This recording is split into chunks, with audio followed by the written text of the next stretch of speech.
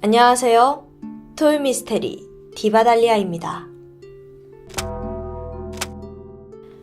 선선한 가을이 찾아온 2019년 9월 21일 일본 치바현 나리타시의 초등학교 1학년생 오구라 미사키 양은 종일 들뜬 모습입니다.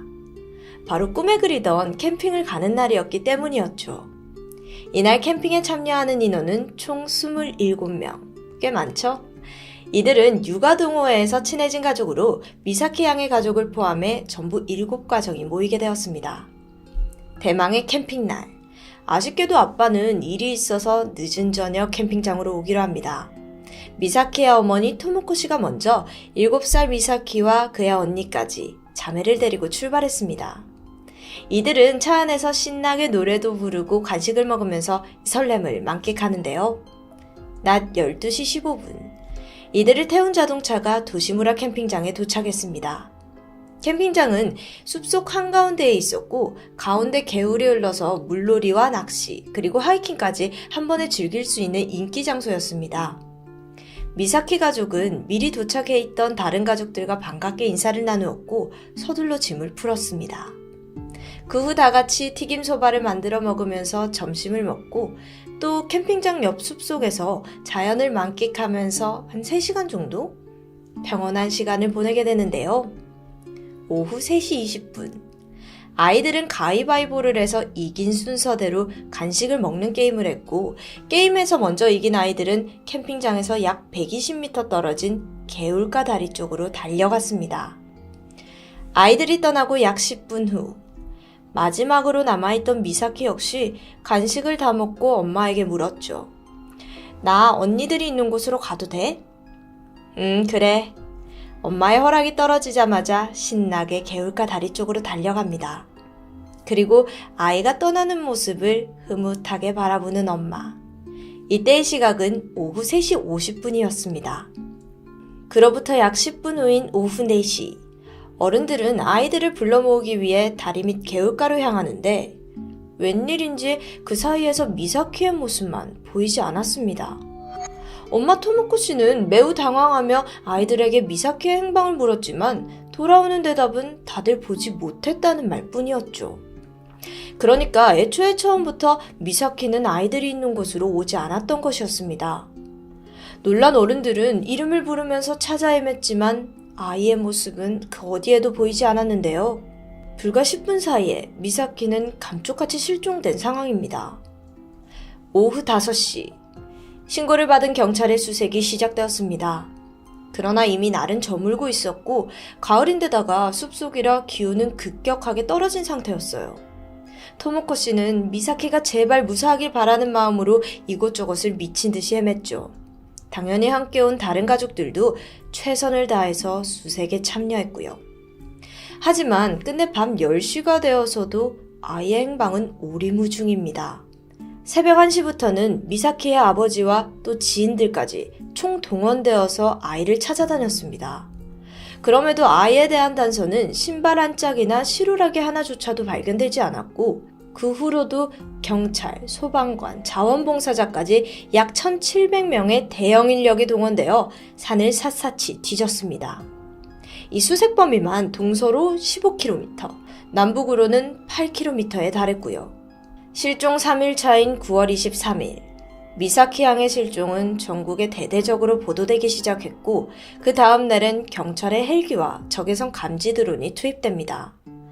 사실 드론이 조금 더 일찍 투입이 됐어야 하는데 이게 좀 행정상의 각종 절차 때문에 무려 3일이나 소요되었다고 해요. 일반적으로 아시겠지만 사고의 경우 구조 골든타임이 72시간으로 알려져 있잖아요.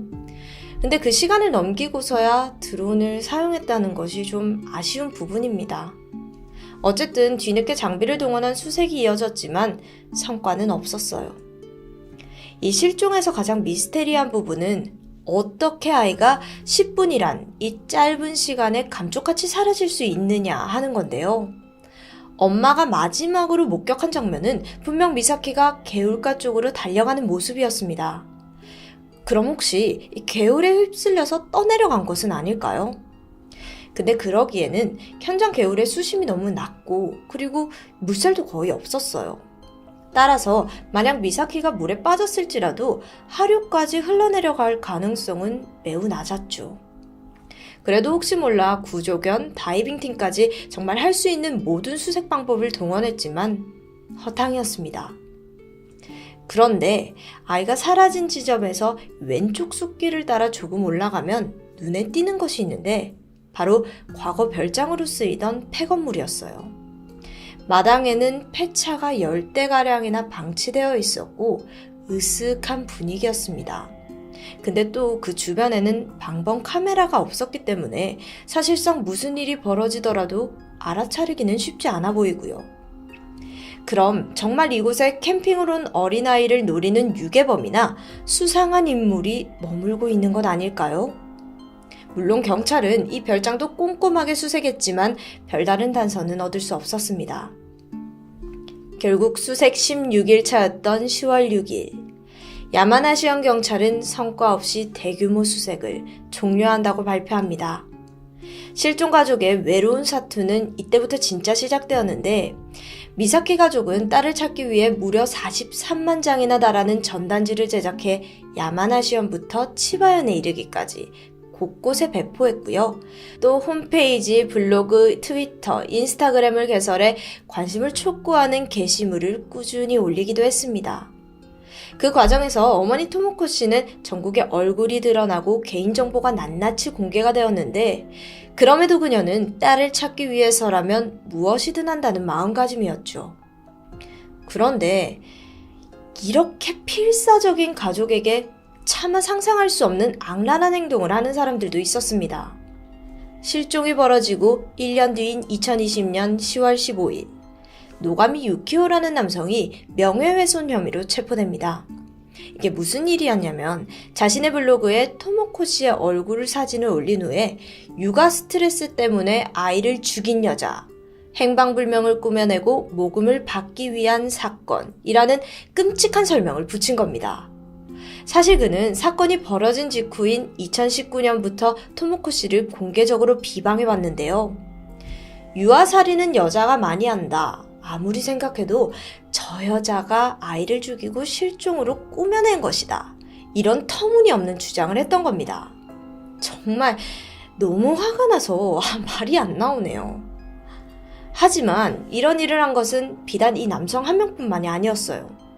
10분 만에 캠핑장에서 아이가 사라진 이 미스테리한 사건에 대해 일본 네티즌 또한 많은 관심을 갖고 의견을 내놓았습니다. 그 과정에서 가족을 범인으로 취급하거나 심지어는 죽은 아이에게 성적인 표현까지 하는 이 선을 제대로 넘은 사람들이 등장하기도 해요. 심지어 가족들에게 전화해서 이 살인마야, 내가 너 죽여버릴 거다 라는 황당한 협박도 이어졌습니다. 아니, 이게 실종자 가족들에게 할 행동인가요? 진짜 이상한 사람 많은 것 같아요. 오죽하면 토모코 씨는 아이를 찾기 위해 만든 홈페이지에 제발 악플을 멈춰달라는 호소를 했을 정도입니다. 애 찾는 것도 시급한데 오히려 또 다른 고통까지 한 번에 겪게 된 거죠. 어떻게든 딸을 찾기 위해 자신의 개인정보와 얼굴을 전국에 공개한 건 이 절박한 엄마의 용기 있는 행동이었을 겁니다. 근데 이를 악용해서 가족들에게 더 큰 상처를 준다는 것은 인간의 행위라고는 도저히 부르기 힘들어 보이는데요.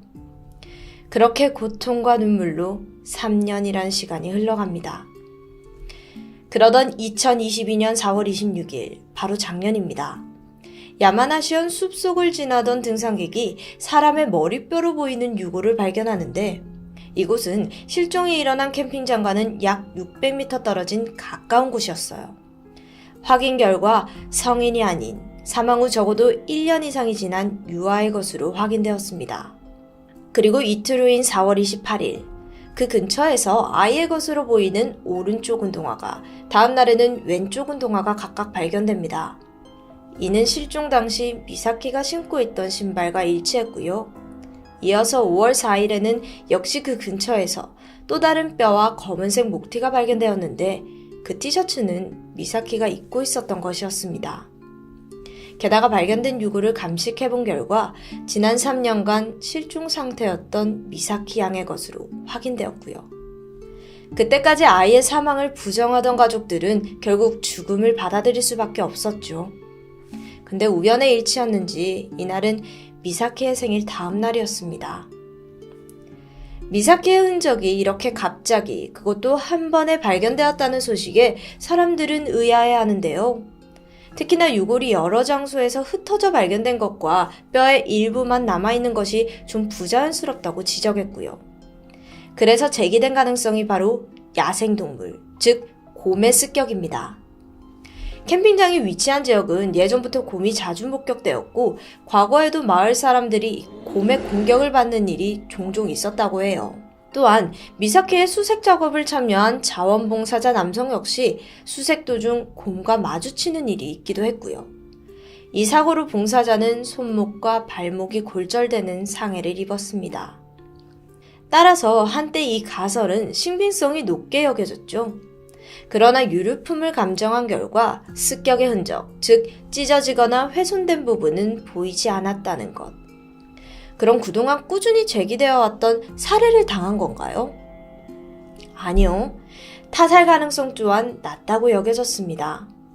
만일 범인이라면 미사키를 이곳 산이 아닌 제3의 장소로 옮겼을 확률이 높다는 것이죠. 대규모 수색이 뻔히 벌어질 것이라는 걸 알면 산속의 시신을 묻어두고 갈 이유가 전혀 없으니까요. 그렇다면 이 3년 만에 미사키의 흔적이 발견된 이유는 도대체 무엇일까요? 이에 경찰 관계자는 의미심장한 말을 남겼습니다. 바로 아이의 유골과 유류품이 발견된 장소는 사실 과거 수색대가 유심 있게 보지 않았던 곳이라는 고백이었죠. 그곳은 캠핑장에서 겨우 600m밖에 떨어지지 않은 곳이었지만 캠프장에서 출발했을 경우 경사가 40도나 되는 가파른 비탈길을 한참이나 올라가야만 하던 곳이었습니다. 당시 수색팀은 어린아이가 당연히 혼자서는 이곳을 가지 못할 거라고 생각해서 대강 지나치고 말았던 것이었습니다. 또한 전문 산악인 또한 그곳은 아이가 혼자서는 오를 수 없다며 동조하는데 하지만 이에 반대하는 의견도 만만치 않았습니다. 일본에서 수많은 실종 수색에 참여한 또 다른 산악인은 아이는 성인의 상식과 다르게 길을 잃으면 위로 올라가는 습성이 있다고 말하는데요. 게다가 이곳 산 정상 부근에서 200mm의 족적이 발견되었는데 이는 미사키의 발 사이즈와 같았습니다.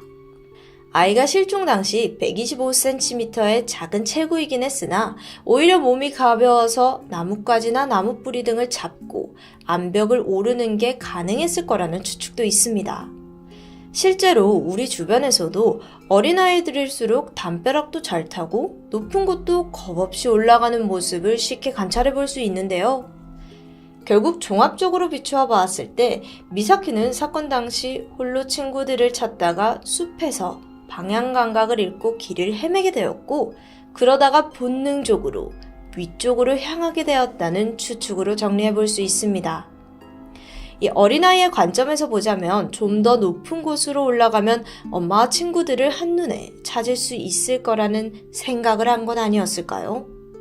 아니면 그저 너무 당황하고 무섭고 불안하니까 그저 발길이 닿는 곳으로 향했을 수도 있었겠죠. 하지만 당시 수색팀은 어린아이가 설마 이 높은 곳까지 갔겠어? 라는 안일한 선입견으로 구조의 기회를 놓치고 말았습니다. 그 후 3년이란 시간이 지나 흐르고 유골, 옷가지 등이 자연스럽게 골짜기를 따라서 굴러내려왔고 이제야 발견된 것으로 짐작할 수 있겠습니다. 물론 제가 오늘 소개해드린 내용은 어디까지나 일본 언론 매체, 전문가들이 내놓은 추측과 가설에 불과합니다. 하지만 이의 정확한 사망 원인은 지금도 다각도에서 수사가 진행 중이라고 하는데요. 미사키의 실종 이후 가족의 삶은 그 이전과는 완전히 달라졌다고 합니다. 어머니인 토모코 씨는 시리에 빠져 본업을 거의 할 수 없는 지경에 이르렀고 아버지 또한 사랑하는 딸이 실종되었다는 자책감에 심한 우울증을 앓게 되었는데 최근 공개된 기사 사진을 보면 토모코 씨가 끼고 있던 결혼 반지가 사라진 것을 볼 수 있습니다. 일각에서는 가정에 변화가 생긴 게 아니냐라는 추측도 조심스레 나오고 있는데요. 사랑하는 아이의 갑작스러운 실종.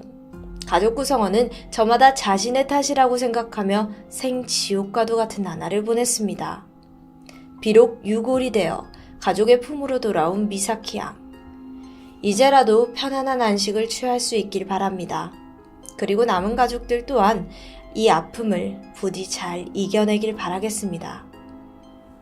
지금까지 토요미스테리 디바달리아였습니다.